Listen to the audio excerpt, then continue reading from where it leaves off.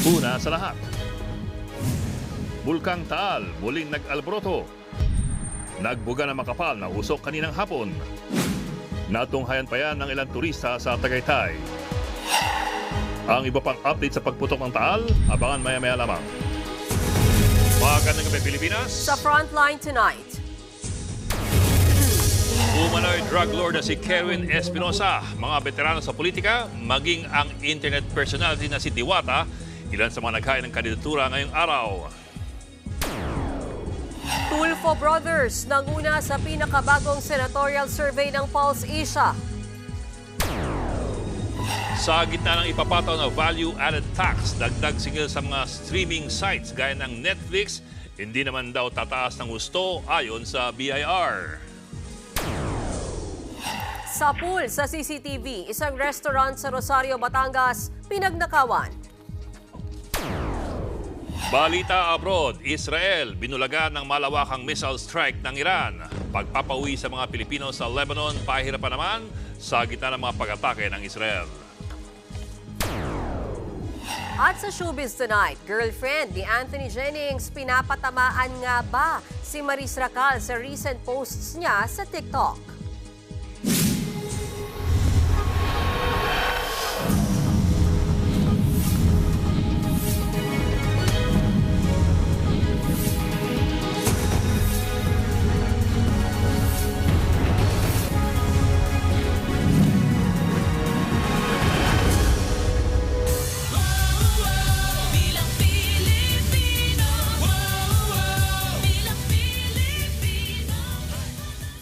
Mga re-electionists at mga veterano na sa politika ang ilan sa mga naghain ng kandidatura sa ikalawang araw ng COC filing. Ilang personalidad din ang nagdesisyong tumakbo sa 2025 elections gaya na lang ng sikat na Paris vendor na si Diwata. Nasa frontline na balitang yan, si Mon Gualvez.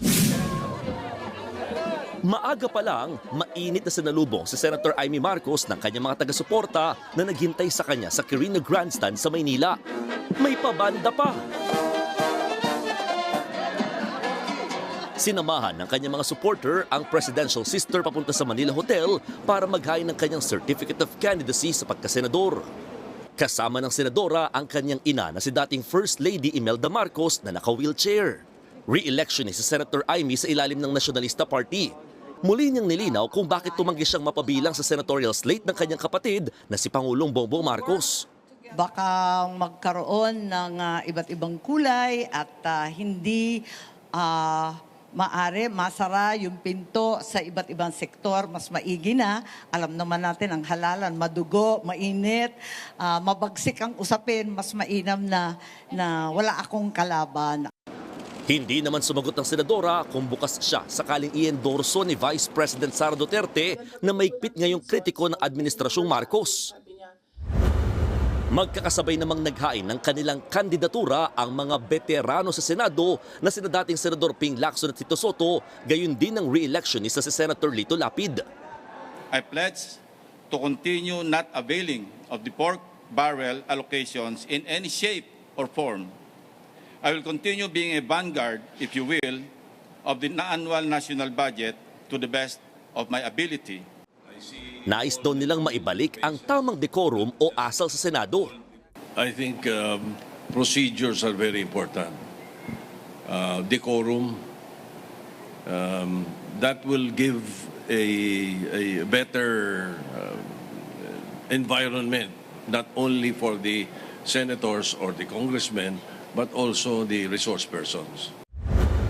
Naghain din ng kandidatura ang online personality na si Diwata o Deo Balbuena sa tunay na buhay. Siya ang tumatayong fourth nominee ng vendors party list. Ang batas na gusto kong gawin, tapos lalong-lalo na po yung sa karanasan ko din na medyo yung permit medyo napakahirap, yun kasi ang naisip ko. Gusto ko mag-implement ako ng batas sa pag-aralan na para mas mapadali. Bukod sa mga kilalang personalidad, may ilan pa rin naghain ng COC kahit ilang beses nang na-disqualify nung mga nakaraang halalan. Nauna nang nilinaw ng COMELEC na tatanggapin lahat at walang tatanggihang ihahaing Certificate of Candidacy maliban na lamang kung mali ang form at kulang-kulang ang dokumento. Bukod sa mga maghahay ng disqualification case laban sa isang kandidato, meron ding 5 araw ang COMELEC para pag-aralan kung may tuturing ba itong isang nuisance o panggulo lamang. Samantala, muli namang tatakbong mayor na Ormoc City sa Leyte si Lucy Torres Gomez, pati ang kanyang asawang si Richard Gomez bilang 4th District Representative ng Leyte. Sakaling manalo, ito na ang ikalawang termino ng mag-asawa sa kani-kanilang posisyon. Habang sa Davao City, tatakbong konsehal ang apo ni dating Pangulong Rodrigo Duterte na si Rigo Duterte. Sinamaan siya ng kanyang ama na si Davao City 1st District Representative Paulo Duterte. No comment pa si Congressman Pulong kung tatakbo siyang senador na dating inanunsyo ng kanyang kapatid na si Vice President Sara Duterte. Pag-uusapan pa raw ito ng kanilang pamilya. Pagkanda ko man ang storya namo nila Mayor Rudy, Vice President Inday ni Mayor Basti. Mag-meeting man may karong taod-taod. Nagbabalita mula sa Frontline, Mon Gualvez, News 5. Nanguna sa senatorial survey ng Pulse Asia ang magkapatid na Erwin at Ben Tulfo. Karamihan din sa mga pambato ng Administrasyong Marcos pasok sa survey. Ang paliwanag dyan ng isang political science professor. Alamin sa aking report. 8 sa top 12 senatorial preference ng Pulse Asia survey ay galing sa Alyansa para sa Bagong Pilipinas ng Administrasyong Marcos. Solo sa rank 1 si ACT-CIS Party List Representative Erwin Tulfo. Nasa pangalawa hanggang pangatlong pwesto naman ang kuya niyang si Ben Tulfo at si dating Senate President Tito Soto. Sinundan sila ni Senators Pia Cayetano, Bongo at sina dating Pangulong Rodrigo Duterte at Makati Mayor Abby Binay. Pasok din sa Magic 12 ng survey sina Senator Bong Revilla, dating Senador Ping Lacson at Manny Pacquiao, gayon din sina Senators Amy Marcos, Ronald Bato de la Rosa at Tito Lapid.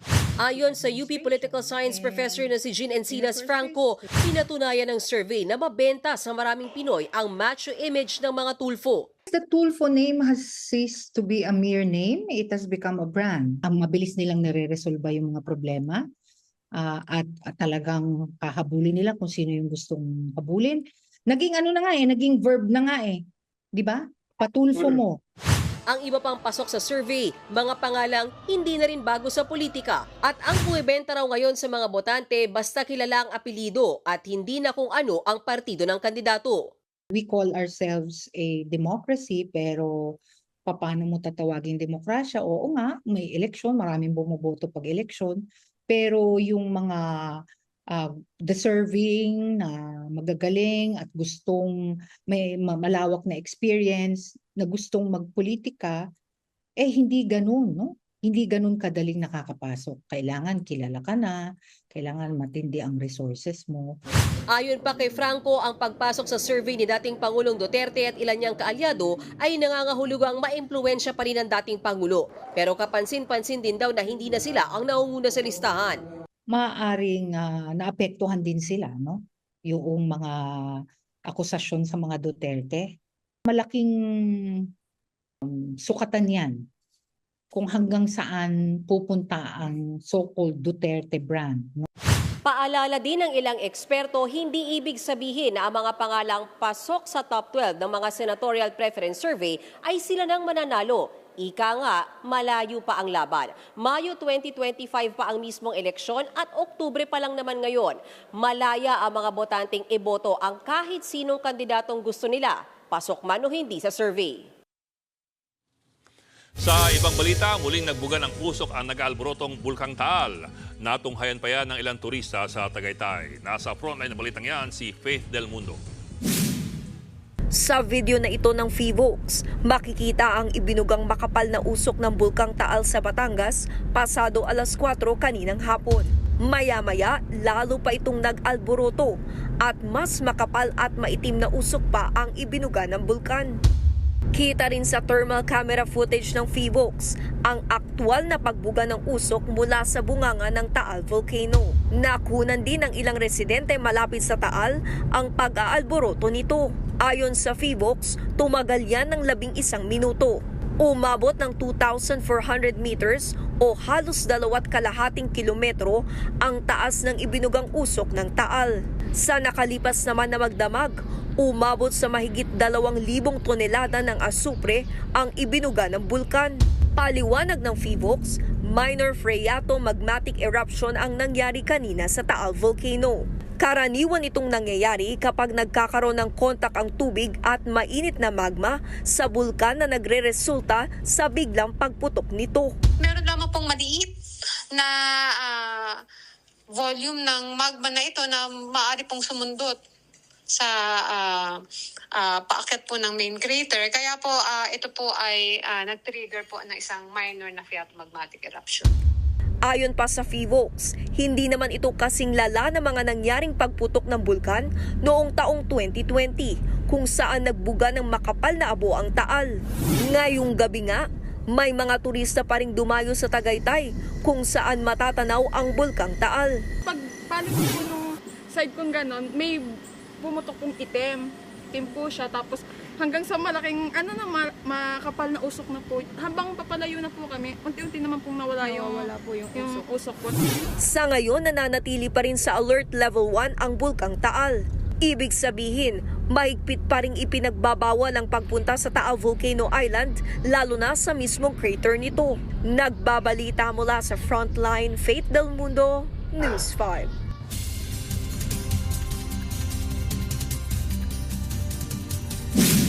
Nagbabadya muling pumasok ng Philippine Area of Responsibility ang Bagyong Julian. Huli itong namataan 275 kilometers west-northwest ng Itbayat, Batanes. Malakas pa rin ang taglay nitong hangin na nasa 165 kilometers per hour at bugso nga abot sa 205 kph. Ayon sa Metro Weather, nahahagi pa rin ang mga ulap nito na may dalang ulan ang northern at central Luzon. Pero tanging sa Batanes, Babuyan Islands at northern and western part na lang ng Ilocos Norte nakataas ang signal number 1. Bukas, papasok ulit ng PAR ang Bagyong Julian at magla-landfall sa Taiwan. Pero hihina na ito at sa Sabado ay magiging low pressure area na lang sa labas ng PAR. May tsansa namang umulan bukas sa Bicol, Visayas at Mindanao dahil sa easterlies at thunderstorms. Ngayong gabi, binaha na naman ang ilang kalsada sa Davao City. Ayon pa sa Metro Weather, sa Biyernes ay posibleng may mabuo na namang low pressure area sa silangan ng bansa. Posibleng magpatupad ng dagdag singil ang mga streaming sites gaya po ng Netflix kasunod ng pagsasabatas ng ipapataw na Value Added Tax or VAT. Pero ayon sa BIR, hindi naman daw ito tataas ng husto. Nasa frontline ng balitang yan si Maricel Halili. Now watching ang pagpapataw ng buwis sa digital services gaya ng Netflix, Disney Plus at iba pang streaming platform. Isinabatas na kasi ang value-added tax on digital services matapos itong pirmahan kanina ni Pangulong Bongbong Marcos. Ibig sabihin, papatawan na ng 12% VAT ang lahat ng digital services platform na nakabase sa abroad pero kumikita sa Pilipinas. Bukod sa mga online streaming, sakop din ang online shopping. If your presence in the Philippine market is as real as your profits, then your tax responsibility should also be equally tangible. But make no mistake, we are not imposing new taxes. We are simply strengthening the authority and streamlining the process of the BIR to collect value-added tax on digital services. Tinatayang aabot sa 105 billion pesos ang kikitain ng gobyerno sa susunod na 5 taon mula sa VAT ng digital services. Yun nga lang, mukhang ordinaryong mamamayan na naman ang mapapakamot ulo. Pwede kasing ipasa sa mga consumer ang dagdag buwis, kaya nanganganib din ang pagtaas ng singil ng online products, services at subscriptions. Kaya si Val, nasuki sa online shopping, magtitipid daw muna. Magbabawasan lang po siguro ako ng mga ino-order kasi siguro din po hindi po ako makaka-order nung mas gusto kong mga ibang brand na damit. Ayon sa Bureau of Internal Revenue, hindi nila pwedeng pagbawalan ang mga digital service platform na magpatong ng presyo o singil. If they will increase their prices by so much, they will also lose their customers at the same time. So I'm sure they will not do that. It's not a wise business decision. Pero exempted sa batas ang mga educational digital service platform gaya ng online courses, trainings at webinars na gamit ng private educational institutions o yung mga institusyon na accredited ng DepEd, CHED at TESDA. Sabi ng Department of Finance, makikipag-ugnayan ng gobyerno sa mismong online marketplace para mabantayan ang kanilang sellers. Bukod sa multa, pwedeng tuluyang mablock ang hindi sumunod sa batas. May 70 araw ang gobyerno para maglatag ng implementing rules and regulations para sa batas na ito. Kaya posibleng coming soon pa sa susunod na taon ang pagpapatupad nito.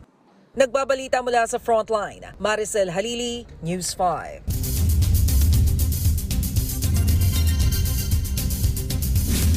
Nagpakawala ng mga missile ang Iran sa Israel bilang ganti sa mga nasawing lider ng grupong Hezbollah sa Lebanon.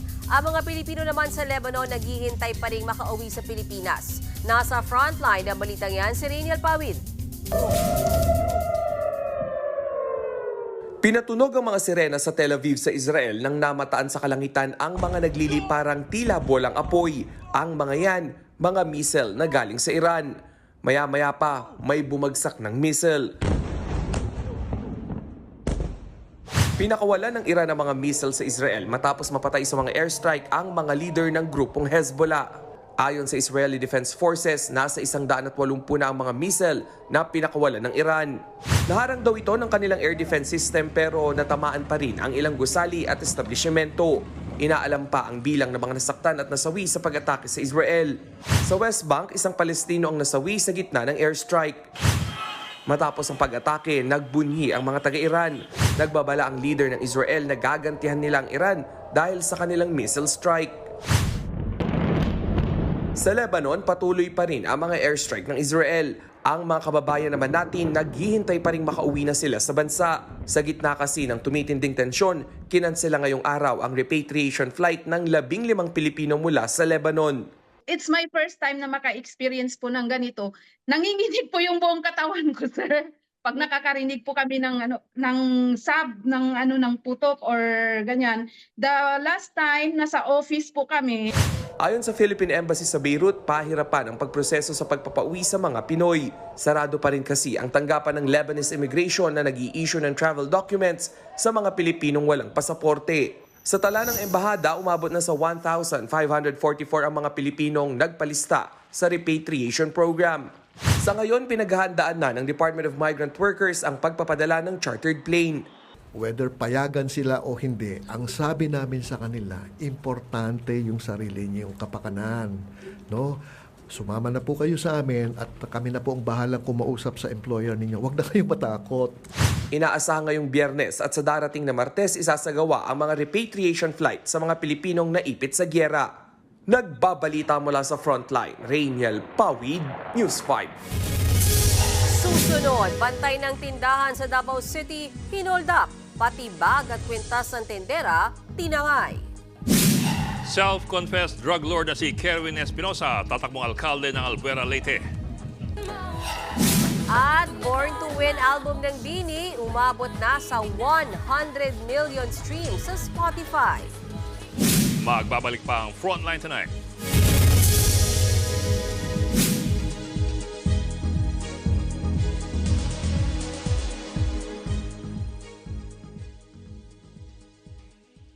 Mga kapatid, Ed Lingaw po, nasa Estados Unidos, Canada o saan mang dako ka ng mundo, manatiling may alam at may pakialam sa mga mainit na balita dito sa ating bansa.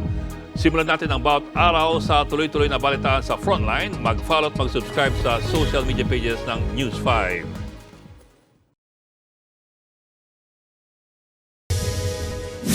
Sa pool sa CCTV, ang magkahiwalay na insidente ng pagnanakaw sa Batangas at Davao City.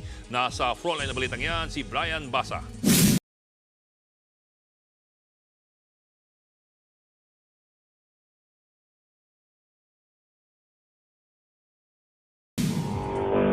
Sa isang van, bumaba ang dalawang lalaki at tila nagmamasid. Ang isa sa kanila, naglabas pa ng claw bar o bareta. Sa isa pang kuha ng CCTV sa loob ng tindahan, makikitang nasa counter na ang tatlong lalaki at naghahalughog. Tinangay nila ang kaha, 2 tablet at isang cellphone. Saka nagmadaling lumabas ng kainan. Ilang saglit pa, bumalik ang isa sa kanila at kinuha ang isa pang kaha. Ayon sa manager ng restaurant, aabot sa halos 80,000 pesos na halaga ng pera ang natangay ng mga kawatan. Ayon sa Rosario Police, isa pang fast food restaurant sa Taal, Batangas ang ninakawan ng naturang grupo. Pinaghahanap na ng mga pulis ang 3 suspect. Sa Davao City naman, sa pool sa CCTV ng isang tindahan ang lalaking itong naka-helmet. Nagse-cellphone lang muna siya. Maya-maya, nilapitan niya ang kahera. Naglabas ng plastic bag ang lalaki. Saka inutusan ng cashier na isilid doon ang kinita nilang pera. Tinangay rin ng holdupper ang isang bag, pati ang suot na kwintas ng kahera. Mabilis na umalis ang lalaki matapos ang pagnanakaw. Sa kuha ng CCTV sa labas ng tindahan, makikita ang lalaking bit-bit ang plastic bag. Sumibat siya sakay ng motorsiklo. Ayon sa Davao City Police, aabot sa 50,000 pesos na cash at 30,000 pesos na halaga ng alahas ng cashier ang natangay ng suspect. Patuloy pa siyang tinutugis ng mga pulis. Nagbabalita mula sa Frontline, Brian Bossa, News 5.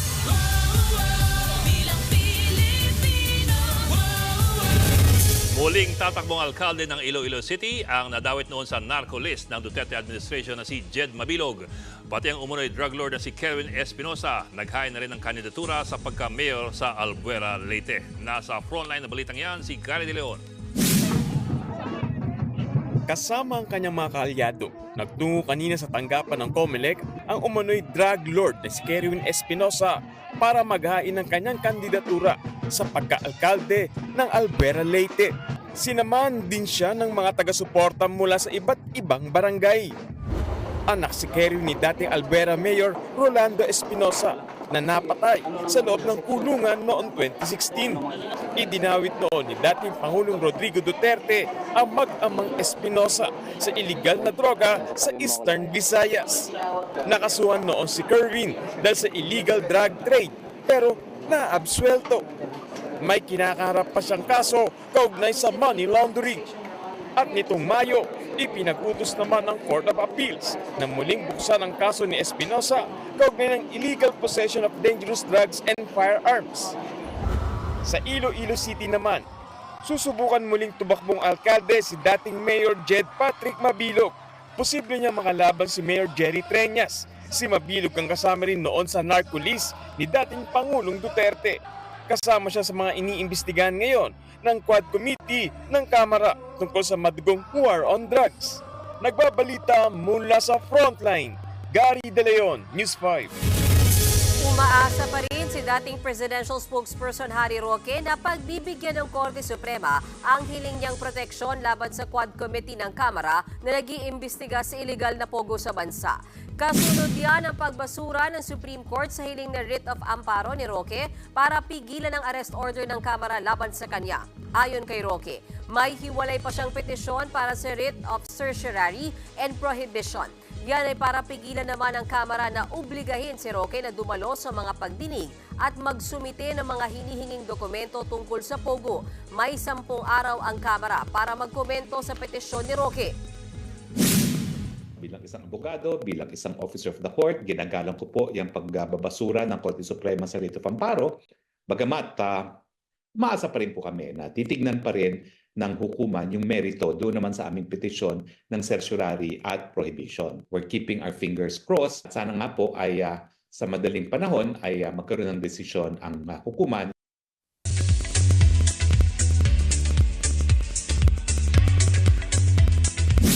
Showbiz tonight na tayo. Blooms, magbunyi. Umabot na sa 100 million ang mga nag-stream sa Spotify ng debut album ng BINI na Born to Win. Inanunso nila online ang kanilang latest achievement. Yan po ang bilang ng mga nakikinig sa nasabing album sa Spotify. October 2021 nang ilabas ng BINI ang first album nila na Born to Win. Kabilang dyan ang hit songs nila na Na, Here With You at Kapit Lang. May init pa akong chika mamaya, kaya dyan lang kayo mga kapatid. Susunod, nakalaban noon ni Alice Go, muling kakandidato sa pagkaalkalde ng Bamban, Tarlac. Ethics complaint ihain laban kay Congressman Wilbert Lee dahil sa umunoy pambabastos at panduduro niya sa dalawang babaeng mambabatas. At Anthony Jennings at kanyang non-showbiz girlfriend naiintrigang hiwalay na dahil sa mga online post na tila may patama. Tutok lang mga kapatid dito sa Frontline Tonight. Mga kapatid, Mean Los Baños po. Nasa Europa o saan mang dako ka ng mundo, manatiling may alam at may pakialam sa mga maiinit na balita dito sa ating bansa. Simulan natin ang bawat araw sa tuloy-tuloy na balitaan sa Frontline. Mag-follow at mag-subscribe sa social media pages ng News 5.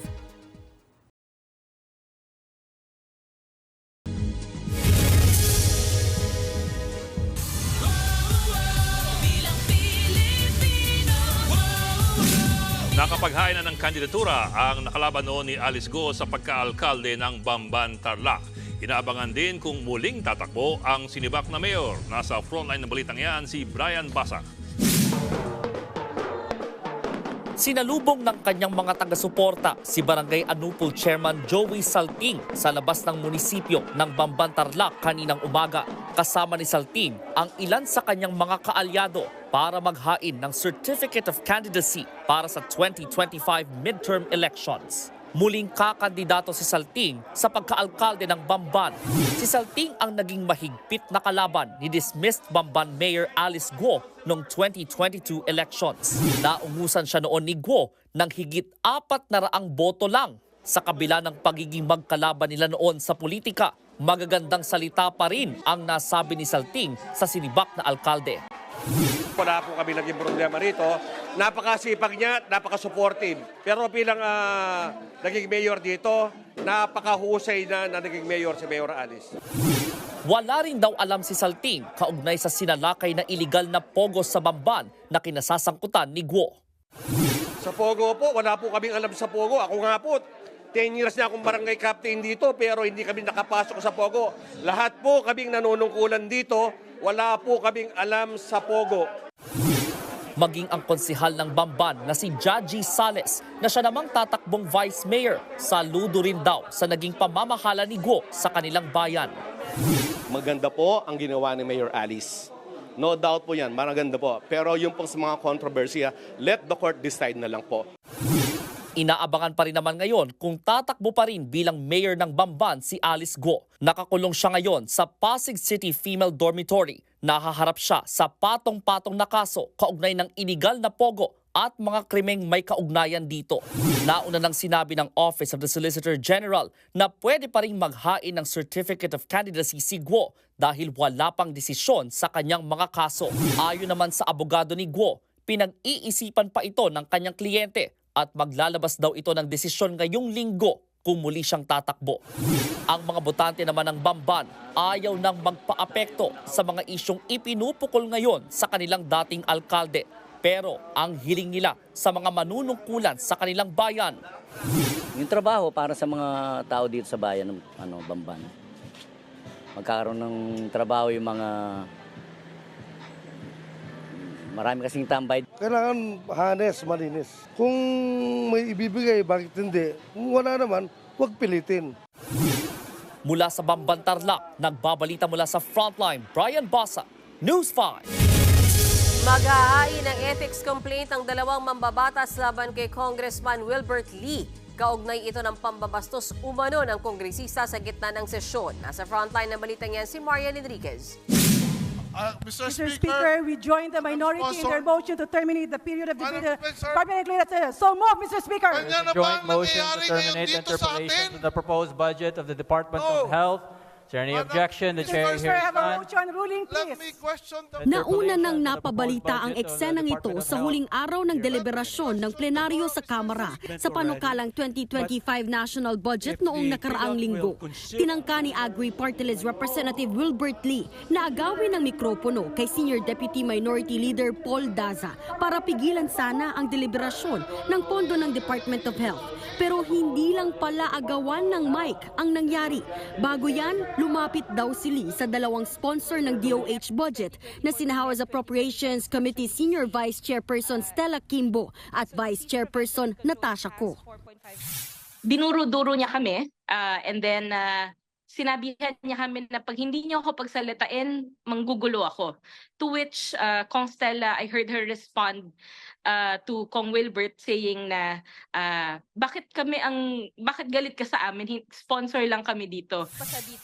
Hindi nahagip sa kamera ang panduduro pero makikitang tila may kumukumpronta kay Kimbo sa gilid. Napapatingin din si Ko habang nagsasalita.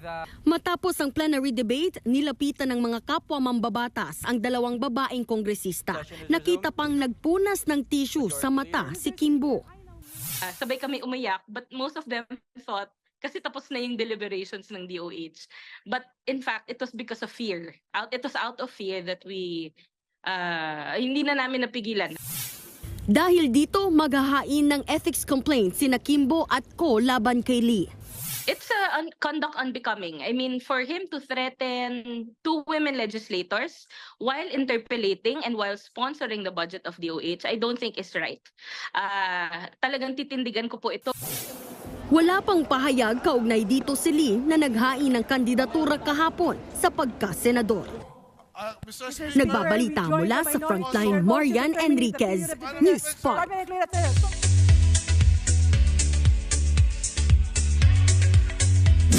Sunod-sunod ang pagre-repost ng sad videos ng non-showbiz girlfriend ni Anthony Jennings na si Jam Villanueva.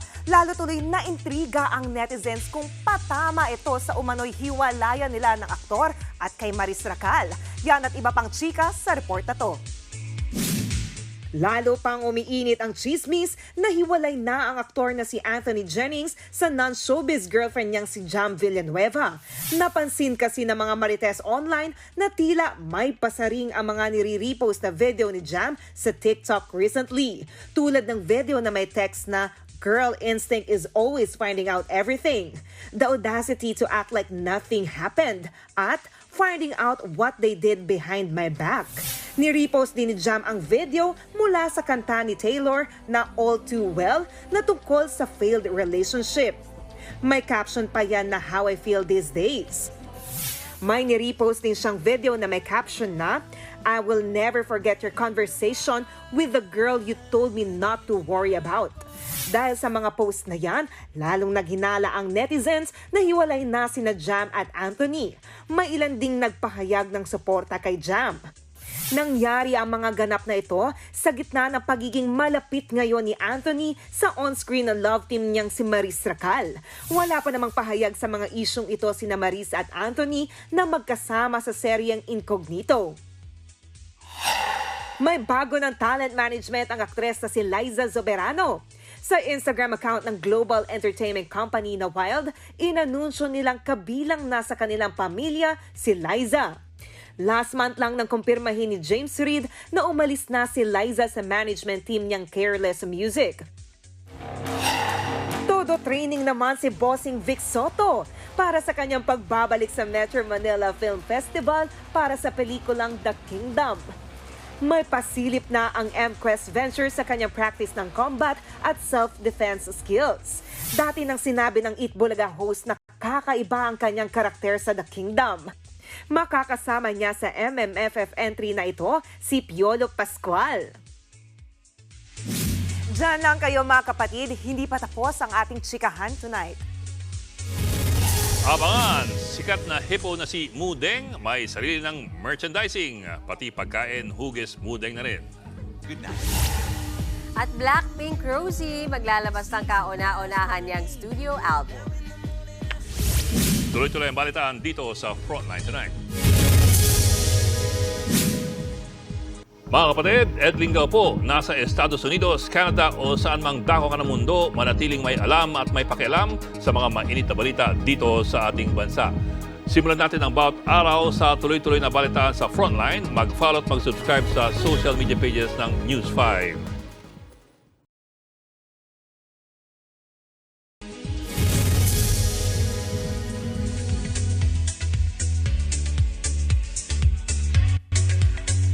Para naman sa mga Philo Blink, Pasabog ang solo comeback ng Blackpink member na si Rosé this coming December. Inanunsyo ni Rosé sa kanyang Instagram account ang kanyang kauna-unahang studio album na Rosie na i-release sa December 6. Ni-reveal dyan ng Blackpink member na nagkaroon siya ng studio sessions sa Los Angeles, California matapos ang world tour ng kanilang grupo. Doon niya raw naisulat ang mga kanta na tampok sa kanyang solo album.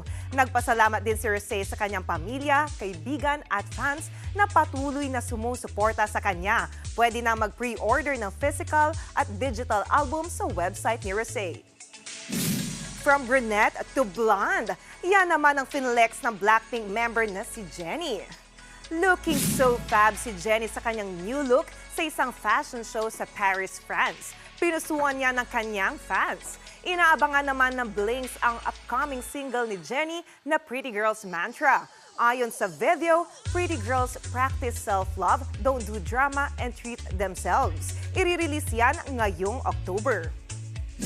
At yan ang latest and hottest sa showbiz tonight. Ako si Johnny Alipon. Happy Wednesday, mga kapatid.